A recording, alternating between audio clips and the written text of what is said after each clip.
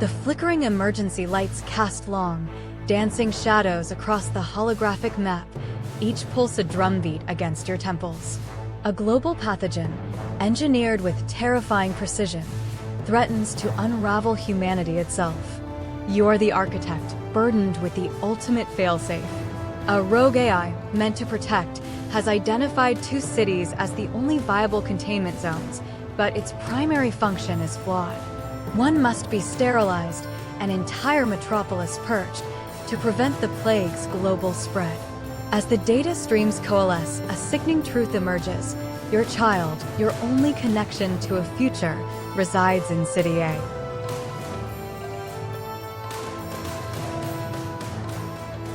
The timer blares, stark red digits counting down to global extinction. Millions, billions, depend on your hand. Can you condemn the innocent, knowing your blood, your legacy, will vanish in the sterile light of your choice? Or will you watch the world burn for the impossible hope of one life? 7, 6, 5, 4, 3, 2, 1. This isn't a choice between good and evil. It's a choice between 2 different hells. The rational mind screams for the greater good, for the cold logic of numbers.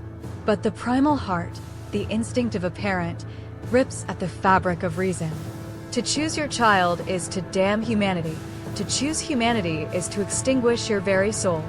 The echoes of a scream that will never be heard, the weight of a world you saved, but lost everything to, will define every waking moment. The old leather-bound journal, hidden beneath loose floorboards, was supposed to be a romantic relic, a window into your partner's past. Instead, it became a portal to a nightmare. Page after page, a confession, a violent act, years ago, buried by time and a meticulously constructed new life. Your partner, the person you love, the pillar of your community, is a ghost of a monster. Now, they have children, a family built on a foundation of lies, a fragile peace that hinges on your silence. The victims of the past cry out for justice, but the innocent present depends on your complicity.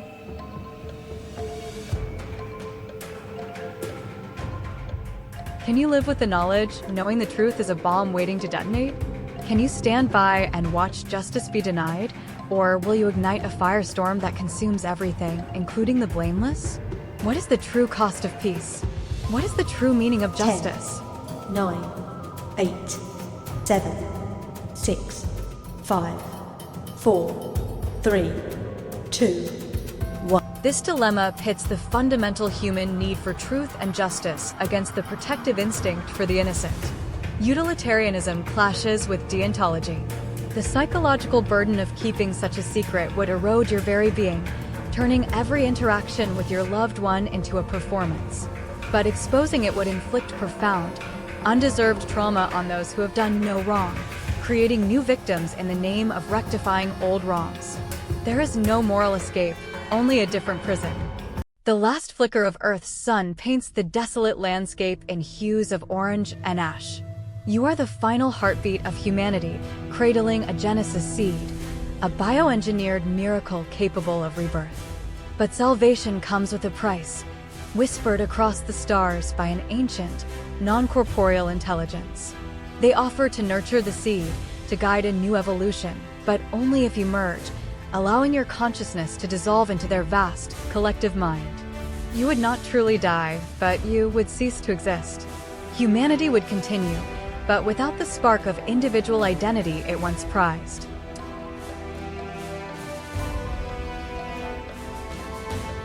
Can you sacrifice your essence, your memories, your very self, for the abstract concept of a future humanity?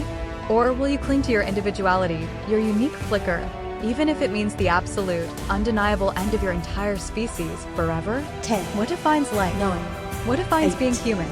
7, 6, 5, 4, 3, 2, 1. This is the ultimate identity crisis, a philosophical abyss. It questions the very definition of humanity. Is it individual consciousness or the continuation of the species? The ego's resistance to dissolution battles the primal drive for survival. The psychological terror of losing oneself, even for a grand purpose, is immense. To choose rebirth means a form of death, To choose self means ultimate extinction. The loneliness of that final choice, the weight of a species on your shoulders, would be crushing beyond comprehension. In a world governed by foresight, the Oracle AI stands as an unblinking eye into tomorrow, its predictions absolute, undeniable. Today, the Oracle has spoken a truth that shatters your universe. Your child, your innocent child, is the nexus point for an impending global catastrophe, an event that will claim millions. The Oracle offers a solution, cold and precise, a preemptive strike, the sacrifice of one to save untold multitudes. The data is irrefutable, the future locked. Your love, your instinct, screams defiance, but the chilling certainty of the Oracle's pronouncement gnaws at your resolve.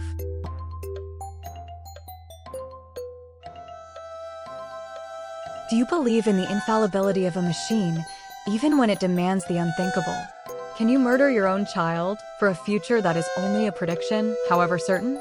Or do you protect your blood and bear the unimaginable burden of knowing you let millions perish for one life, a life perhaps destined to be an unwitting destroyer? 6, 5, 4, 3, 2, 1. This dilemma explores the terrifying intersection of fate, free will, and the burden of knowledge.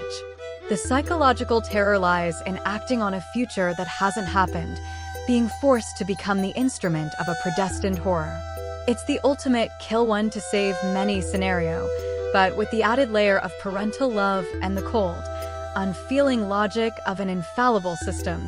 The trauma of such a choice, regardless of the outcome, would leave an indelible scar, questioning the very nature of morality and the ethics of predictive justice.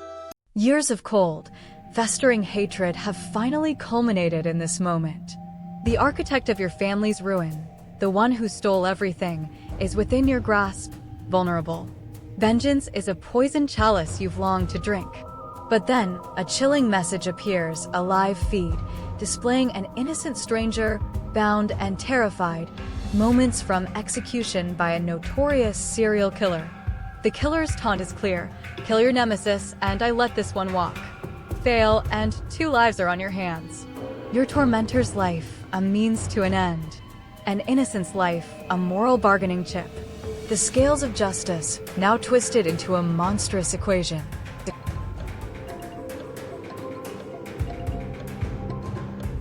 Can you become the very monster you despise, using one evil act to prevent another, and perhaps find a twisted form of justice? Or do you refuse to descend into the abyss, even if it means an innocent soul is sacrificed on the altar of your moral purity? 10. Is blood for blood 9, ever truly saving? 8, 7, 6, 5, 4, 3, 2, 1. This dilemma pushes the boundaries of retributive justice and moral complicity. It forces a collision between deep personal trauma and a detached, utilitarian calculation of saving lives. The psychological burden of choosing between personal vengeance and impersonal altruism is immense. To kill your tormentor might feel like justice, but it's still murder. To let them live, knowing an innocent will die, makes you complicit in that death. It's a no-win scenario where the concept of good becomes corrupted by the very act of choosing, leaving you stained no matter the path.